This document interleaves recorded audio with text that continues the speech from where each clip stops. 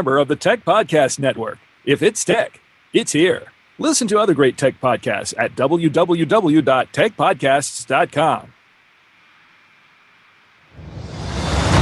Yo, you are in the right place at the right time, listening to the right thing. Techwebcast. Congratulations on choosing such an awesome thing to listen to. You are clearly very smart. You're into tech stuff. You love hearing Brad and Jason and their guests chat, and you're probably really good looking too. Well done. So let's get into it. The weekly tech extravaganza that is Techwebcast. In 3, 2, 1, let's go!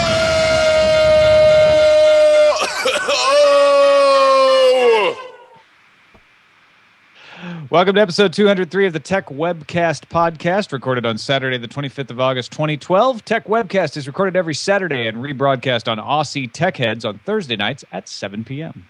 And big hello to Tom Merritt. Welcome. Hey, thank you. Thank you for letting me introduce your show. Mate, anytime you want.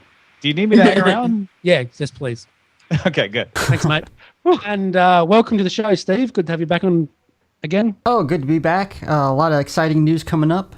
Yep, great stories. Got Jody back on. Hey, Jody. Hey, Brad. And that was a great intro, Tom. Yeah, great intro. Thank you, Jody. Great intro. We also got Vincent filling in for Jason. Hey, Vincent. Hey, how you going? How you going, mate?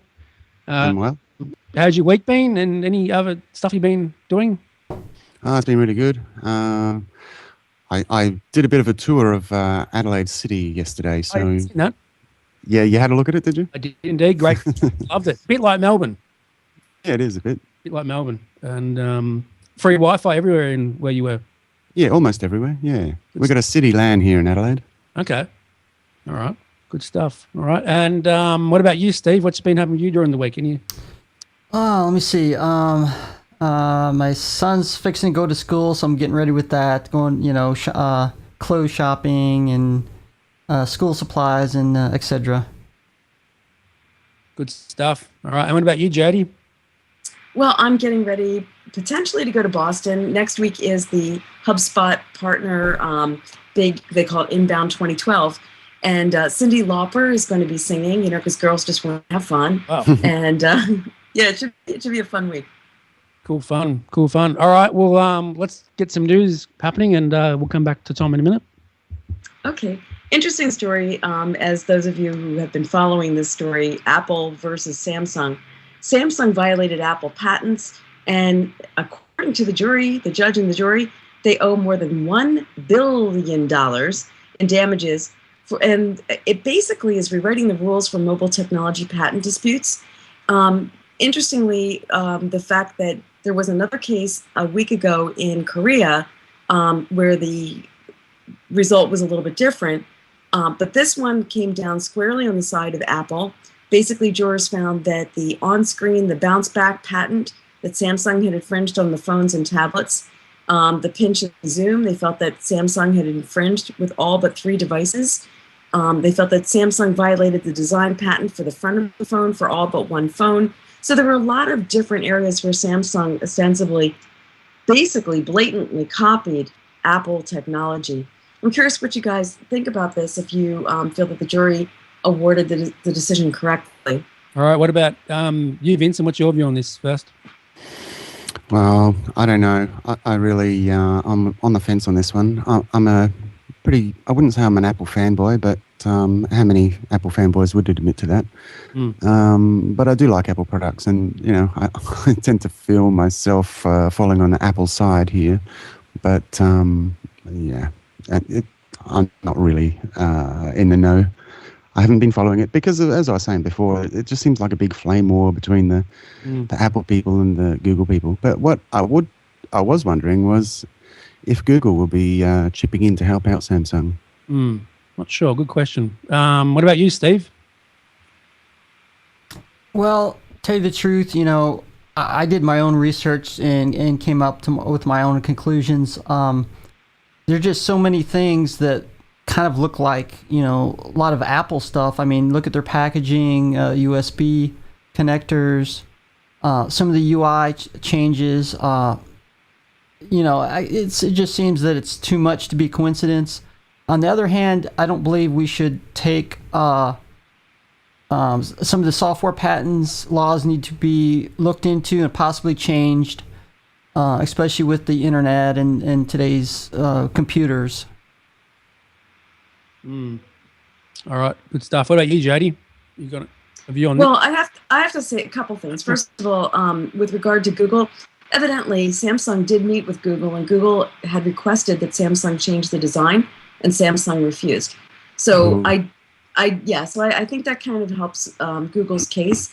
With regard to Steve's comment about the internet and technology, if you have a company like Apple and they have put the time and the money and the investment in R&D to come up with something that is as groundbreaking and as novel as the technologies that they've come up with, the bounce and the screen and the pinch and the zoom, I mean, that was squarely new technology when it was introduced. The fact that Samsung, within a 3-month period, comes out with ostensibly, almost the exact same product, it's a problem because it discourages companies to do the R&D. If you say you can't own this technology or this interface, but in addition, and the reason that I feel that the ruling was right is because if you have a company like Samsung, they should be doing their own R&D, and who knows, they could come up with something that is astoundingly better, or at least different, and give consumers a choice of product. And that's my 2 cents. All right, good answer. It's me. I don't care about it. I don't give a stuff about it. What's the next story, JD? Oh, sorry, Tom. Oh, okay. What about Tom? Yeah. Tom, what's your answer on this? Sorry. Well, yeah, we've been talking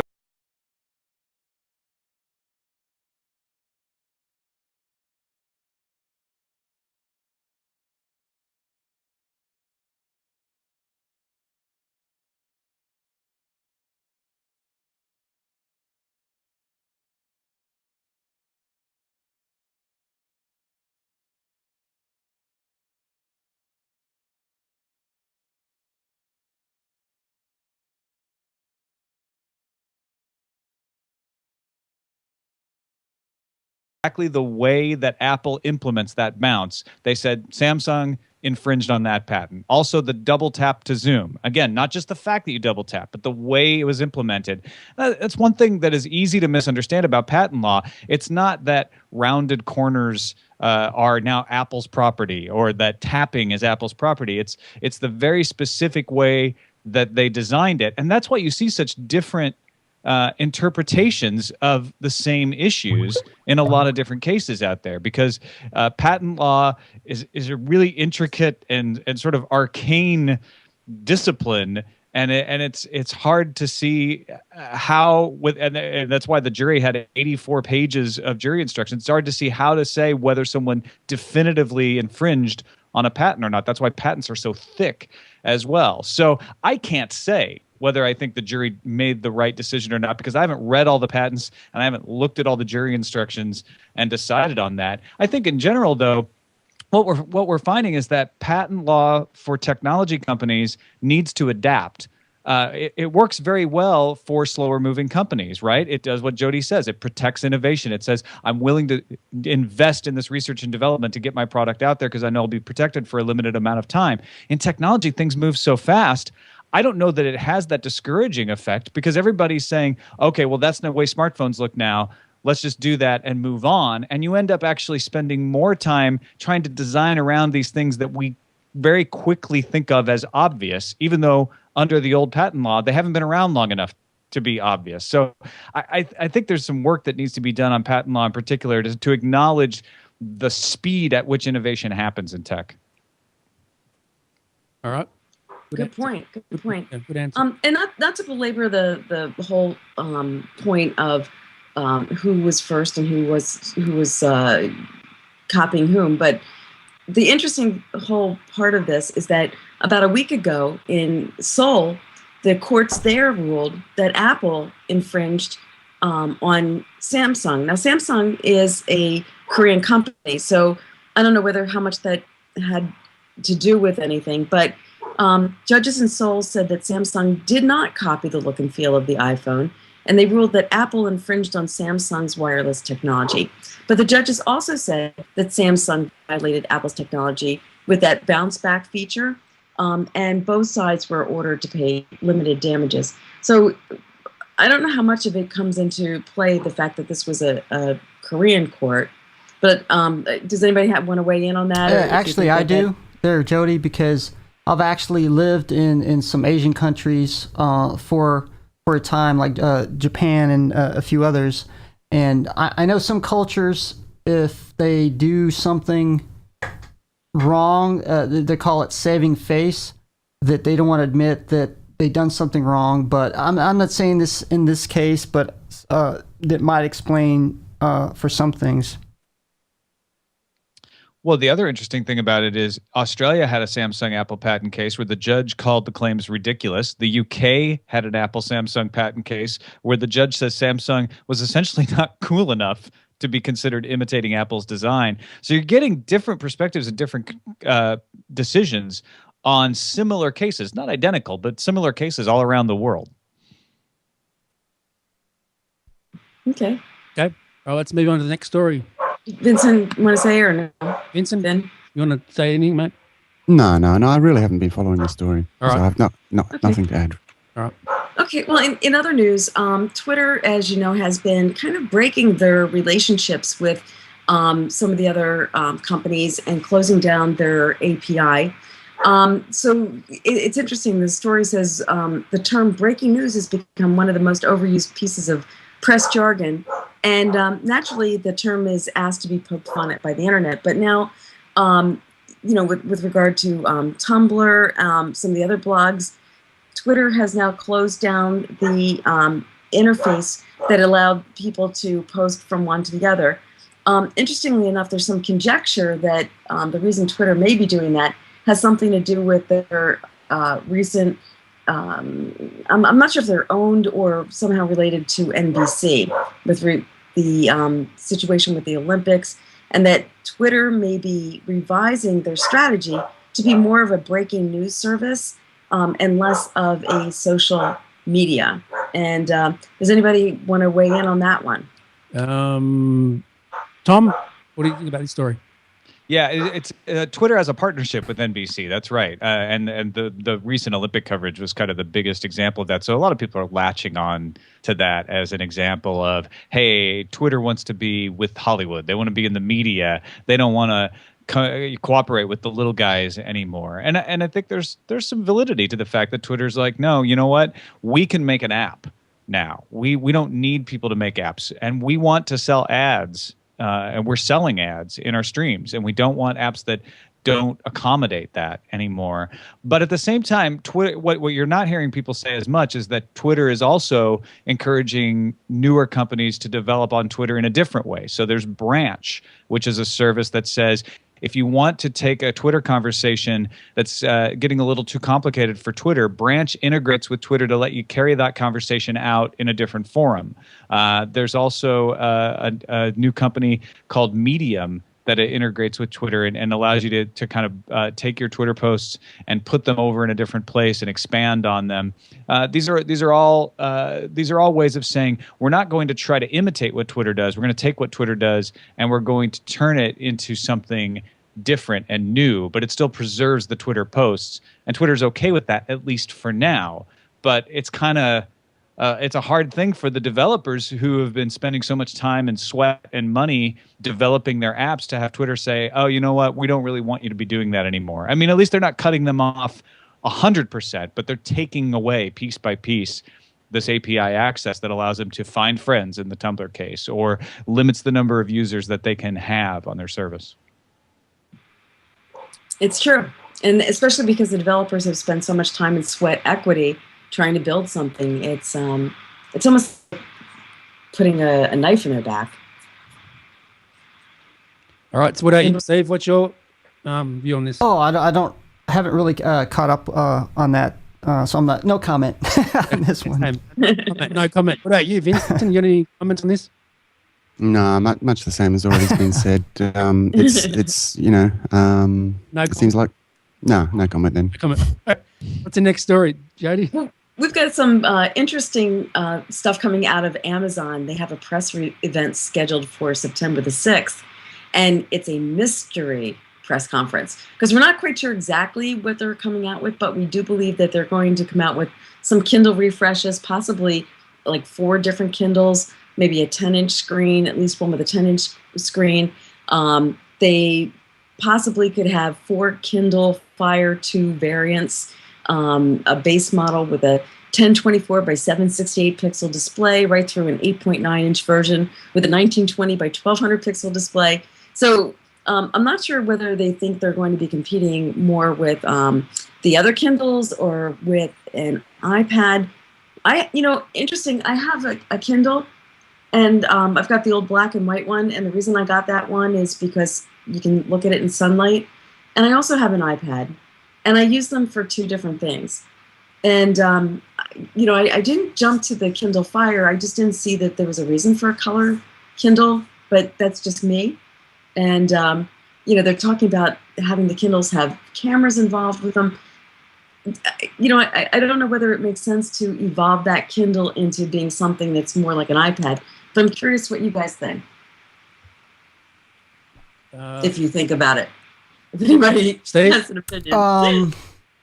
Well, on the Kindle Fire, it could possibly be with their Kindle Reader itself, some new updates. But, notably with the Kindle Fire, right before Christmas, last year, or when it was about ready to get released, there was a lot of buzz on it. A lot of people ordered it. But after Christmas, it kind of died down. So I'm kind of wondering maybe they're looking to change some things to see if they're getting renewed interest in the Kindle Fire or something along those lines. All right. What about you, Tom? Yeah, I think you're right. I think they're going to see some new e-ink readers, but that's not going to be the exciting part. We're going to see an updated Kindle Fire because they put out that Kindle Fire right before the holidays, and it became immediately the best-selling Android tablet, if you consider it a tablet, out there. But the hardware specs were pretty weak, and over time they get weaker and weaker, right? So I think we see a Kindle Fire with better hardware, and I think we probably see a 10-inch Kindle Fire because this is happening in Santa Monica, with the home of Hollywood. Amazon's based in Seattle. They're not doing it in their backyard. They did the last Kindle announcement in New York City because they really wanted to be in the home of publishing. So I think they're going to emphasize the fact that you can watch videos and TV shows through the Amazon Prime service, and probably a 10-inch Kindle Fire would make sense in that situation to show off what video looked like. Yep, I agree. But I love the iPad better. I wouldn't buy one of them. What about you, Vincent? Yeah, well, the thing about the Kindle was always the e-ink, wasn't it? And that it had that over the iPad was that you could read it in the sun, and that it was more of a dedicated e-reader than. Well, you can still read stuff in the sun with the iPad. It's not the same. Really. I agree. Yeah, I agree with Vincent, and that's why I have both of them. It is a big difference. And so with the Fire, it seemed like a bit of a strange move because they're moving into a much more competitive area with Google and Apple.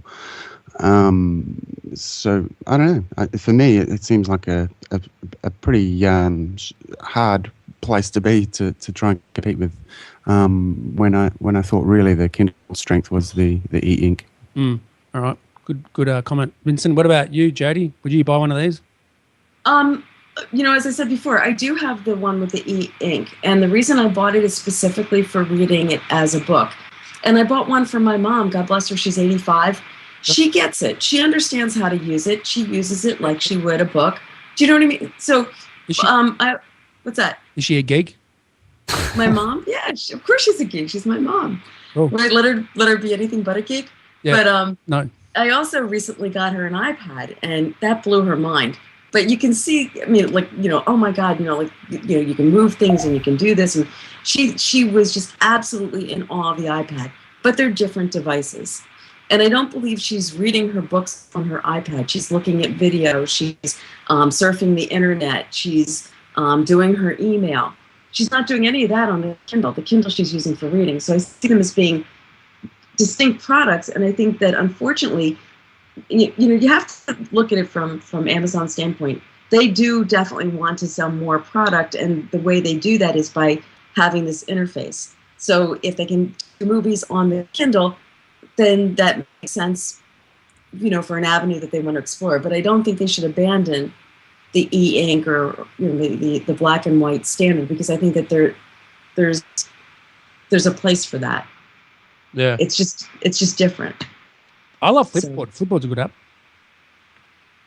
Flipboard's a great app, but it's great on the iPad. I don't know that I would do anything like that on a Kindle, but maybe they should rename the Kindle Fire to something else, because they are two totally different products. The Fire, especially if they make a 10-inch version, is going to be an iPad and Nexus 7 competitor, not an e-ink competitor. And an e-ink reader is better for a totally different situation, I think. And like Vincent said, they have a Forte there. They're the only ones that are really doing it. They're not the only ones. There's the Nook as well, but they're known for it. And I think that they should emphasize their strength. Yeah, and of course it's the gateway into the Amazon store. So another reason why it's. We can't use Amazon over here in Australia. Oh, that's good, Vincent. That's a good comment. Yeah. All right, Jay, any more stories? Oh, yes. Another exciting thing happened this week. Facebook introduced a new iOS-compatible app for the iPhone, for the iPad. It's a lot faster. They got rid of the HTML5. And if you haven't updated your app yet, you probably should, because the app is a prime example of why native development is almost always better than trying to do things cross-platform through web connections. So I'm just curious whether you guys have tried it yet. What you think about it? Is it faster? Yes, Is it cooler? I tried, Yeah? and I agree what you just said, Jade. It's all them cool and fast and great, and yeah. And all the above? Should get it. What about you, Steve? Now I haven't seen the new version that come out yet. I just been busy. I do agree with Jody on native, trying to do things on the native platform, because I see it too many times where, they try to cross over from another, operating system or some such thing, and it's just not quite the same. It's not as good as the native one it was built on, but those are my thoughts. All right, what about you, Tom? No, I don't really use Facebook much, so I was one of the few people who was not excited about this when the news broke, because I never used the app anyway, but I did fire it up to see what it was like. My iPad app keeps hanging. Really? Actually, it could be just a total unusual problem for just me. The iPhone, it definitely was snappier, and sad to say, HTML5 is not even a certified standard yet. God bless them for trying to make something that's cross-platform that would work everywhere, because I think ideally that's good for consumers. But you're right, Jody. I mean, you guys are all right. The native development always works better because it's tailored to that device, and you can tell with this app. It's a really good example of that. All right, what about you, Vincent? I know you don't use Facebook, but I'll ask you.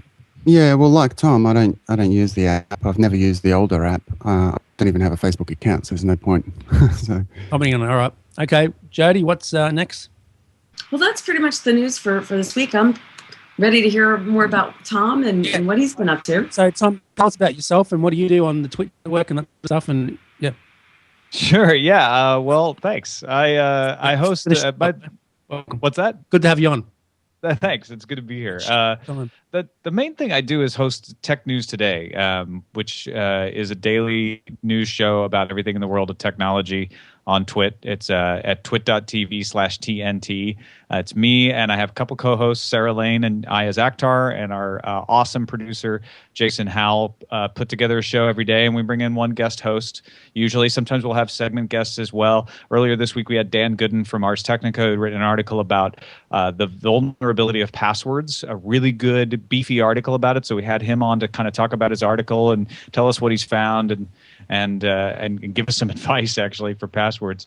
And then we'll have other guests that are on just for the entire time and just kind of talk about the stories. We always start with the top 10 stories of the day, kind of similar to what you guys are doing, top stories of the day. And then we move into a more wide-ranging discussion of 5 or 6 stories and take some feedback from the audience. We have a subreddit going on.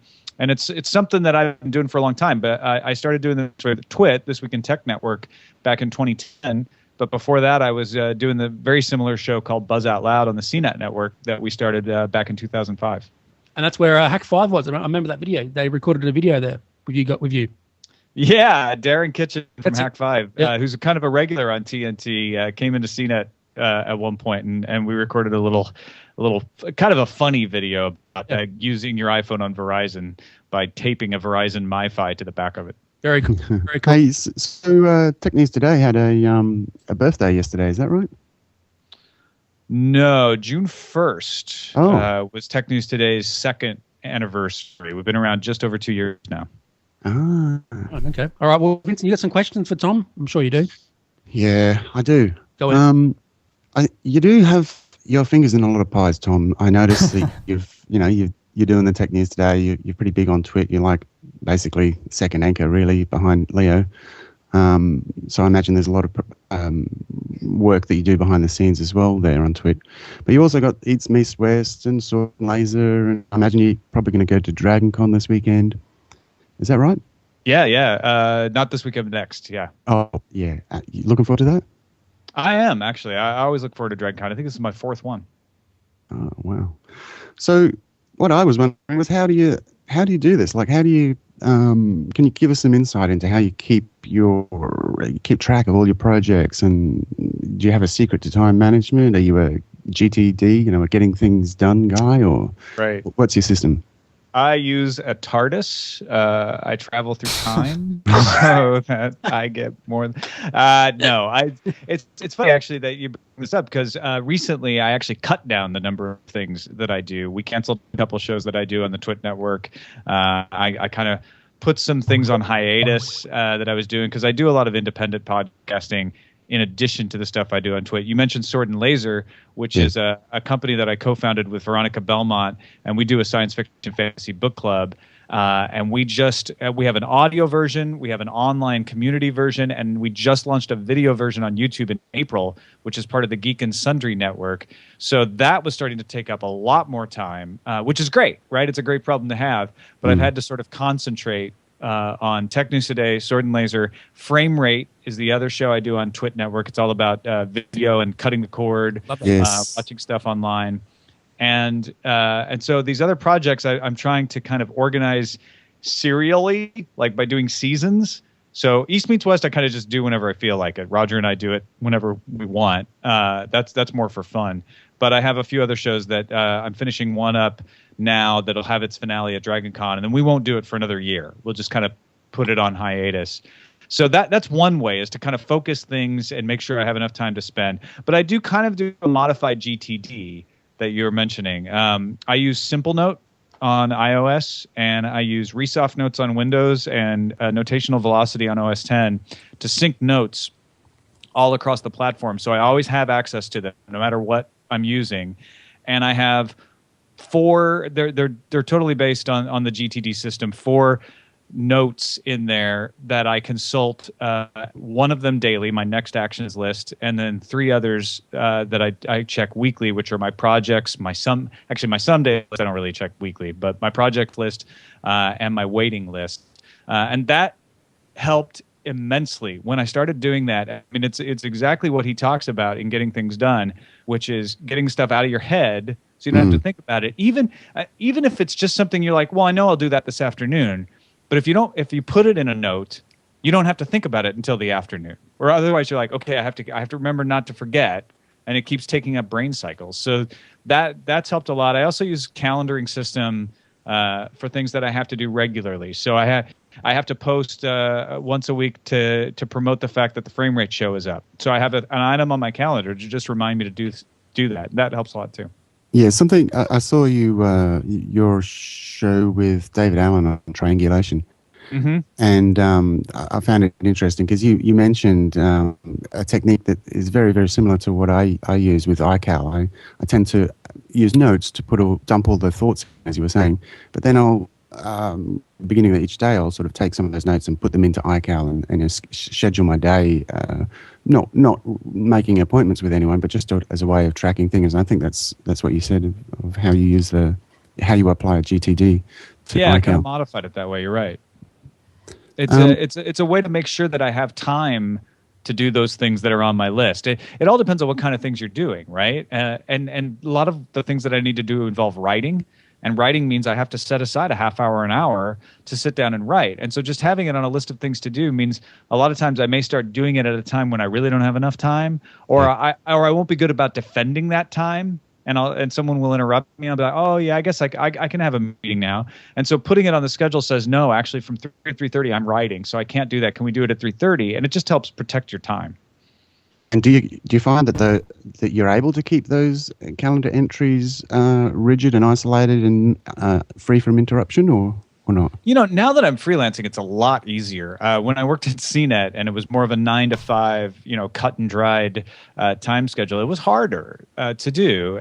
But what I would do is if somebody said, no, I really need to meet with you at 3, I would just adjust my calendar and say, okay, well, I'm going to move the writing to 3:30. I'm not going to try to start it. And it usually worked. And if you're just firm enough and say, like, no, I got something, then you don't have to explain what it is. Most people won't fight that. Mm. All right. Any more questions, Vincent? Yeah, I have a stack. But I'll let someone else jump in if they want. Yeah, I have a question. Tom, what's it like working with Leo Laporte? Leo's awesome. I've worked with Leo for a long time. I started working with him at ZDTV in San Francisco back in 1999 when I got my first job in San Francisco at his show, The Screensavers, on the ZDTV network, which eventually became Tech TV. So I've worked with him for a long time. He's incredibly smart. He's incredibly big-hearted, and what you see is what you get. He's pretty honest about his faults, and pretty honest about what he knows and what he doesn't know, and it's great working for him. I love what he's put together at TWIT. Cool. And you do all the shows from the TWIT Brick House every week or whenever you do the shows? I do Tech News Today every morning from the TWIT Brick House. I do Frame Rate from the studio as well on Monday afternoons. Oh, good stuff. All right. Steve, any questions? Yes, I do. I was kind of reading some of your background information, and funny enough, the most I read was, when you were growing up and how you got in the computer, tech industry, and it said initially you were like going to go to the store and buy some kind of video game, and your father gave you a choice, I guess. You could buy the game, or I could give you $100 extra, and you can get I guess it was a computer. So would that decision, if your dad didn't do that, would it prevent you from, getting interested in it as much as you did, or how has your father influenced you in the tech industry? It's funny. I love to play video games, but I am far from being an expert in video games. And the few times I've tried to co-host a video game show, I've realized just how much I don't know about the video game industry and video games. And that instant might have been the divergence, right? Because what I wanted was an Atari 2600, and I wanted it really, really bad. And what my dad did to me, he made me save up the $99 for it. And when we got there, he said, okay, you can get your Atari if you want. I'm not going to stop you. But if you buy this TI-99 4A computer, I will give you an extra $99 because it's $200. And so all of a sudden I'm looking at this thing. I'm like, well, it plays video games. They're not as cool as the Atari, but it's also a computer, and I can do programming. I can do all this other stuff. So I went for it. But yeah, if he hadn't done that, I might have bought the 2600. I might have gotten into just playing video games all the time and ended up a video game journalist, or who knows. All right. Jody, questions for Tom? Or you could have just been addicted to video games, but right. I might have just never left the house. Jody? Yeah, actually, I'm curious because you are so at the forefront of changes, technological changes, innovation, and where do you see things moving in the next, let's say, 5 years? I think that's a big horizon, actually. Do you think that Facebook is still going to be around? Do you think, are computers going to be changing? Are we going to have like screens that float in the air? What do you think? Yeah, it's always hard to predict, right? Let's think about 2012, 5 years ago, 2007. Would I have been able to predict what's going on now? Definitely would not have predicted the tablets. I could not have seen. I would not have seen that coming. We had iPhone back in 2007, so I probably would have made a good guess about how the explosion of smartphones and the importance of those. And I've always been a big fan of Twitter, and I was an early fan of Facebook. I don't use it much, but I see why people use it. I think that Facebook is fast going to become eBay. And in that, I mean, they're not going to go away. They're not going to fail. I think they're too good at what they do, but they're going to start having to scrabble for relevance. They're going to live off their inertia for a while because they have such a huge audience and so many people depend on them. But they're going to have to keep reinventing themselves a little bit. And I think we're seeing that with the switch to mobile. That's their first big challenge, which is, hey, everybody wants to use your product on a mobile device now. What are you going to do about it? And they've been very slow to respond to that. So, them specifically, I don't see them going away, but I see them becoming kind of the old man on the block, so to speak. Who knows what the other stuff that we're going to see is going to be. A couple of good bets. Internet of Things, I would keep an eye on.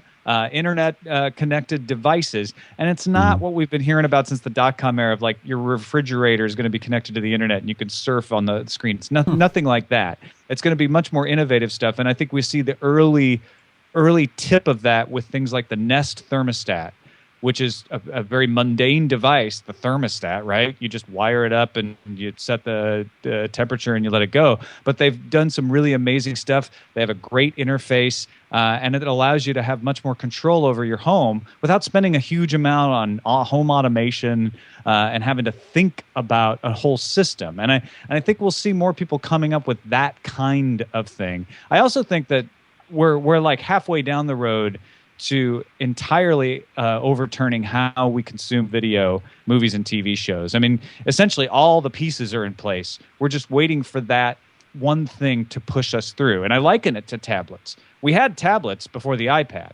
and everybody saw what you could do with tablets, but nobody was putting a tablet out that caught our imagination and said, okay, this is how to make the best use of a tablet, until Apple came out with the iPad. So I think somebody's going to come along. It may be Apple, it may not, who says this is the thing that makes watching video on the internet work, and it will capture everybody's imagination, and the industry's just going to have to follow because that's where everybody's going to go. So those are a couple of my best stabs at what I see coming down the line anyway. We've got some questions in the chat room there from Jacob and Jennifer. Do you want to read them out? Why don't you go ahead and read them, Brad, since you're looking at them. Yeah. Jennifer wants to know, are you an Android or an iOS person? I'm multiple OS. I'm sitting here with a Windows machine and an OS 10 machine in front of me, and I've got Linux installed on the laptop as well. As far as mobile devices go, I carry an iPhone most of the time, and that's purely inertia. I just happen to still have it around, and it's got all my apps, so I've kind of locked in. I've tried Android phones. My wife is a big Android phone fan. She hosts a show called All About Android, so I get exposed to them all the time. And I have a Nexus 7. I have an iPad. I have a Kindle Fire.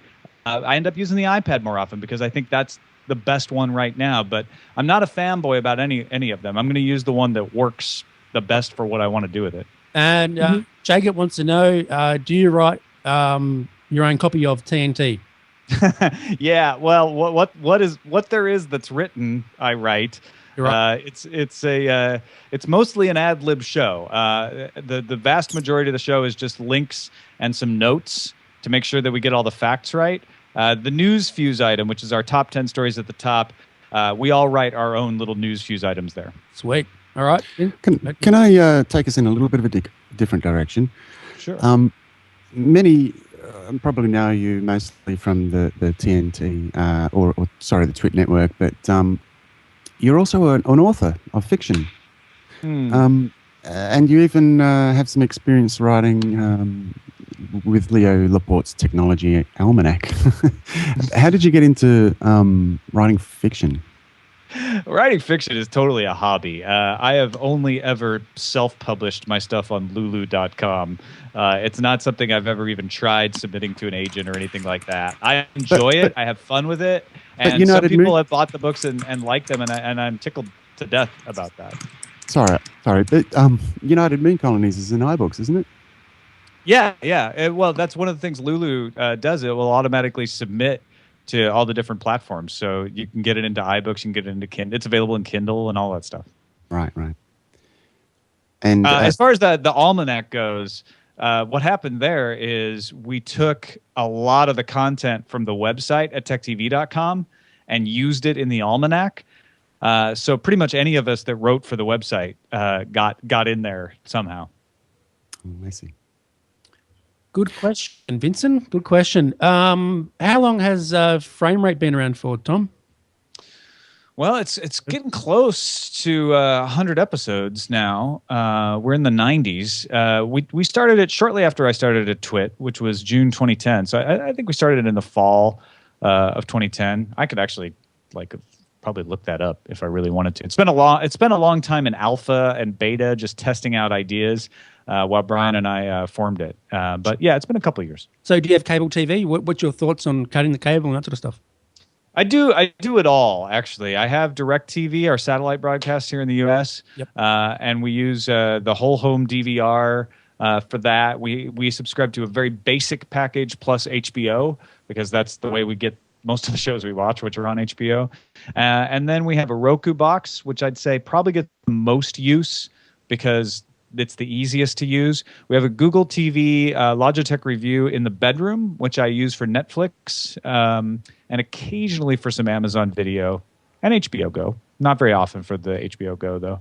The interface, it's just HBO on the web through the Chrome browser. It's not very good. We have a Boxy Box. We don't really use it all that often. We have an Apple TV, which we will use for renting movies, it seems, more often, although we've been using it more now with AirPlay from Mountain Lion. Yeah, love it. In fact, we used that for the Olympics. It was pretty nice. Cool. And what about iPad? What's it up to you using your iPad for watching TV? Let's see. On the iPad, what do I use for watching TV? I watch Al Jazeera for news quite a bit. I have the Netflix app. I watch Firefly. I have all the Firefly episodes stored in the video app, and I watch them constantly when I'm on planes and I'm bored and I have nothing else to do. I have HBO Go on here as well. And Slingbox, I use that to watch my home TV, and the DirecTV app, actually. Cool. All right, Jody, any more questions for Tom? I'm sure you do. I was like notes on all your apps. If you were going to, it's like, oh my God, I don't have that one. I was going to ask what your favorite apps are, actually. If somebody had a brand new Virgin iPad, what would you tell them they absolutely must have? Oh, that's a really good question. The apps that I probably use the most are the BBC News app and the Weather Channel. I look at those first thing in the morning, every morning. Since the Chrome app came out, I've been using that a lot because I can not even have to get up in the morning. I can grab my tablet and just start looking at news stories and then know that if I open stuff in tab, those tabs are saved. And I can go to Chrome on my desktop and open them up, and they're all still there. I use the Twitter app, actually. I use that quite a bit. I use the Kindle app. It's pretty much the iPad is my e-reader.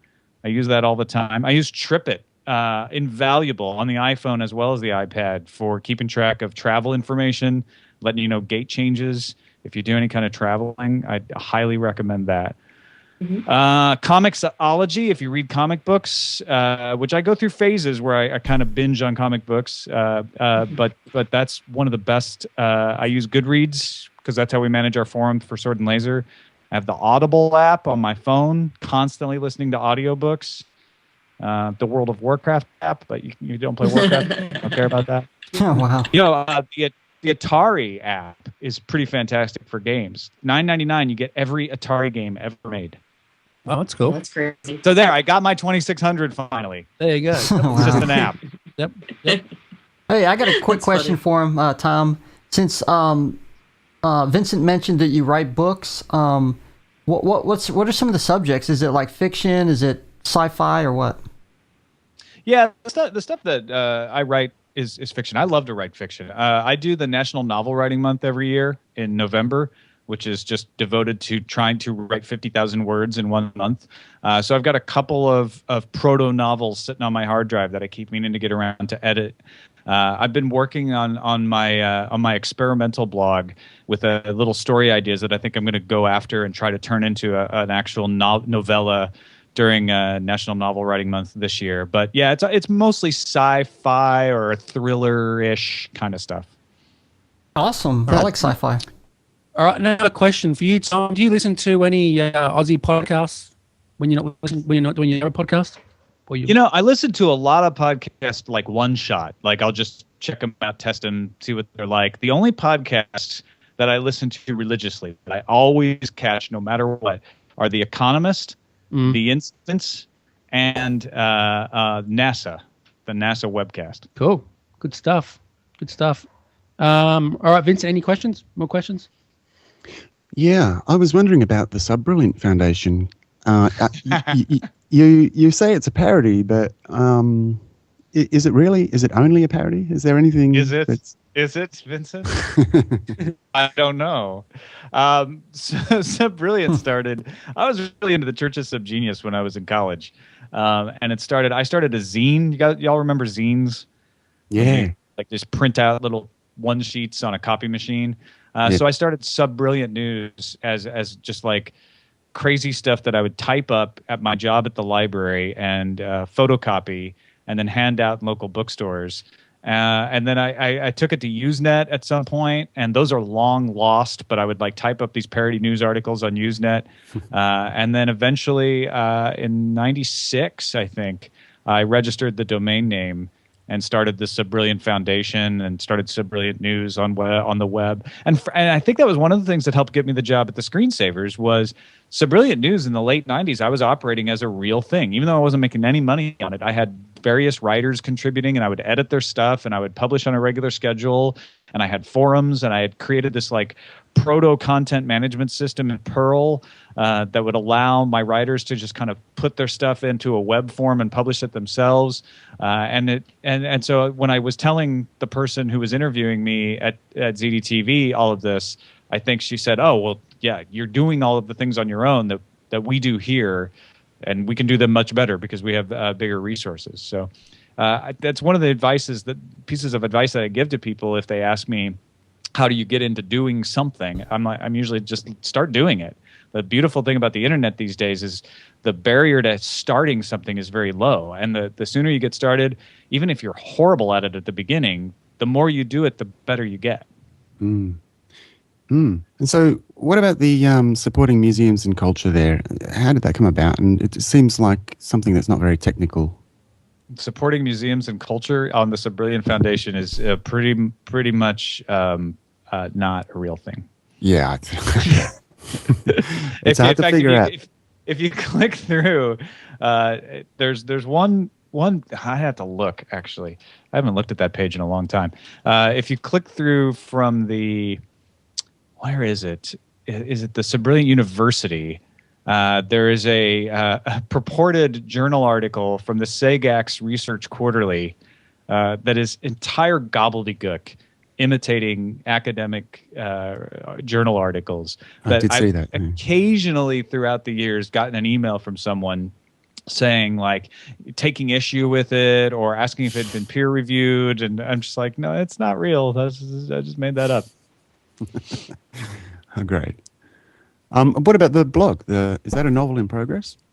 Yeah, that's what I was sort of vaguely alluding to earlier. I've been playing around with these ideas at subbrilliant.com/blog that I just sort of come up with, and they all exist in the same world over different time frames. And I'm kind of teasing out the universe, and hopefully in November I'll be able to kind of tie them all up into one big story. I think I've got some good ideas about how to do that.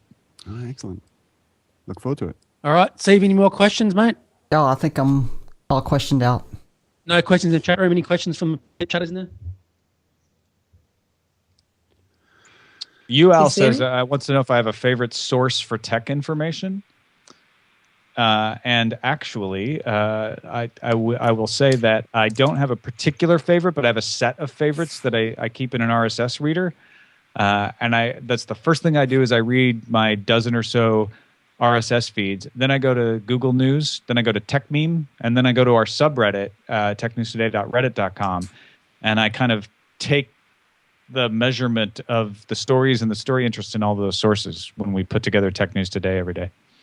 Cool. All right. Oh, I've got a good question. Rossi Brown's in your chat room. He's like, "What's the first book of yours that I read?" I believe he read Boiling Point first. Wow. It's funny.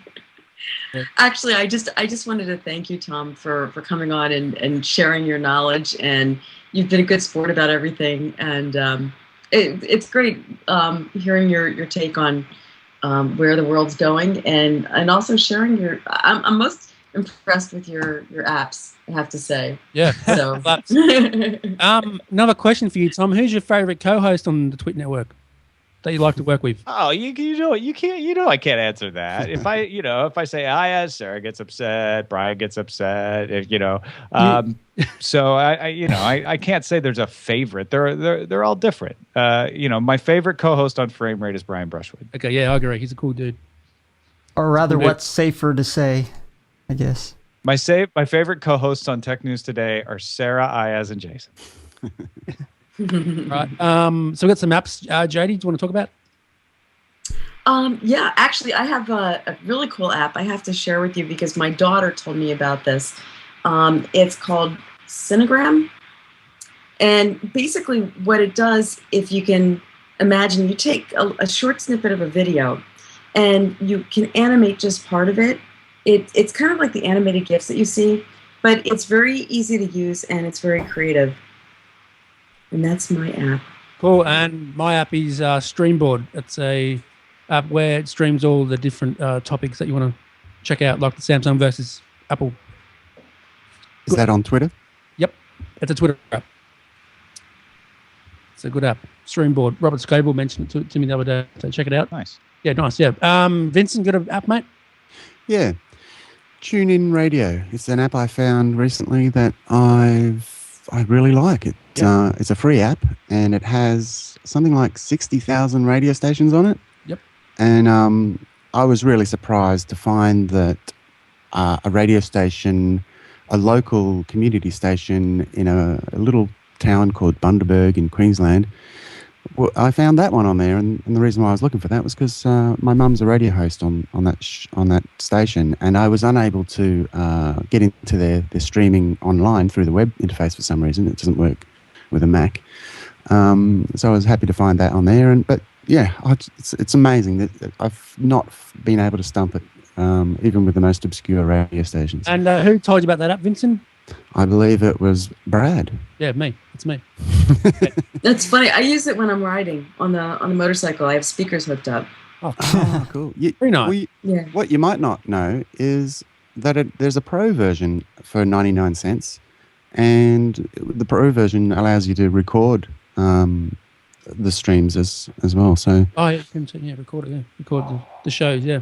Yeah. It's funny you should say it. I discovered TuneIn Radio because my very first job in 1986 was at WGEL Radio in Greenville, Illinois, and I was looking for how to listen to them recently on the web, and I had the same experience. I could find it on TuneIn Radio. Is that a country station? Yeah, the best country in the country. All right. Cool. You got an app, mate? You want to mention? Not really, but notably, just like Tom, I'm not a really big Facebook user as well, occasionally, myself.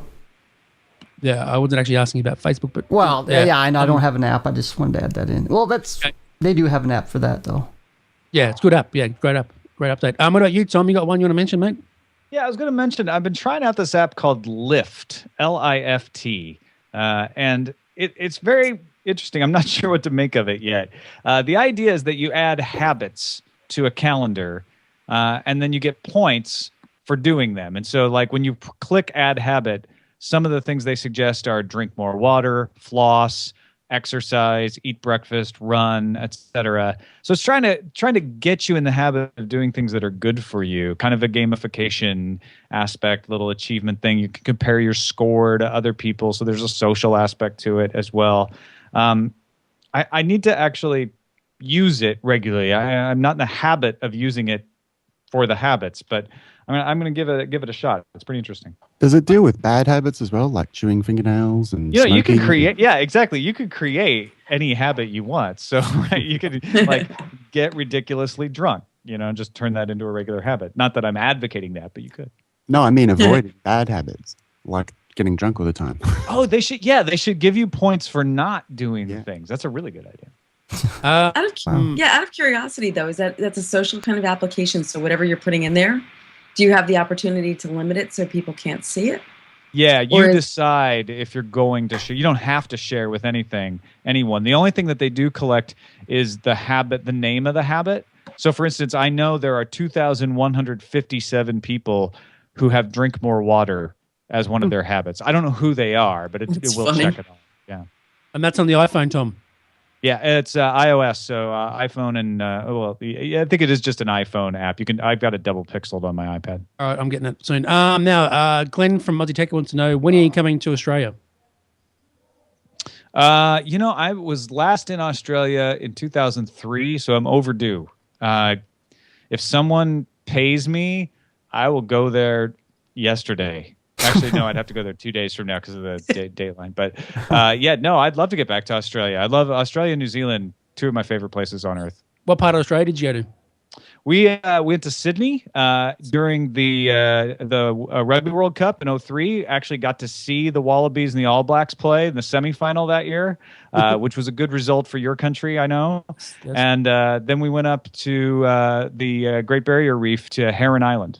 Oh, nice. Good stuff. Very nice. All right. Well, that's it. Jody, if there's any more questions for Tom, is that it?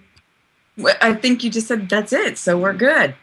Yeah, I was just going to check before, I didn't want to. Okay. I appreciate it very much, Tom. Thank you. Tom, thanks for coming. Oh, thank you. I'm happy that it was of interest. And please give us a shout out on one of your shows if you can.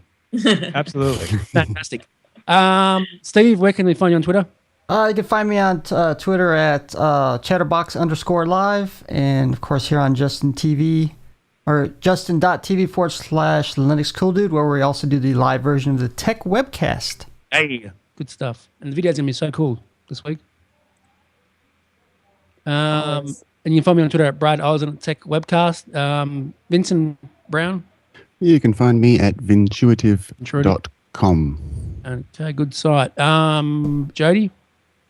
You can find me on Twitter as Sunswept, and you can find me at my website, webmarcom.net, and just about everywhere else as Jody Rains. All right, and what about you, Tom? TomMerritt.com is my website that kind of collects everything together. I have the worst Twitter name in the world, but you can figure out what it is by going to Tom Merritt on Twitter, and then in the info description, it tells you how to spell my ridiculous Twitter name. All right, and thank you so much for coming on, mate. Appreciate your time. Yeah, no, thanks for having me, man. And it's been a blast. And Steve. Yep. No, I did not lose a game. Don't pause the conversation. You lost the game, mate. Yeah, right. Join Will, Eric, and myself as we bring you the latest, most up-to-date, important tech news that affects you from Australia and the world. A weekly podcast available each Friday through iTunes. Watch the live stream recording of the show at live.thesecrethub.com each Thursday night, 7:30 p.m. or GMT +10. Call in live via Skype or chat in our lounge. However you get us, just make sure you do. Listen or visit our website for more information, www.aussietechhead.com.au. Aussie Tech Heads, Australia's longest-running tech news podcast. Well, that's it for Tech Webcast this week. Thank you for tuning in. We hope you enjoyed having your mind expanded. Tune in next week for more tech talk with Brad, Jason, and whatever crazy guest they've managed to rope in. Don't forget to get the Tech Webcast app from iTunes. Follow us on Twitter at Tech Webcast, and of course check us out on Facebook too. Until next time, may the tech be with you. Peace.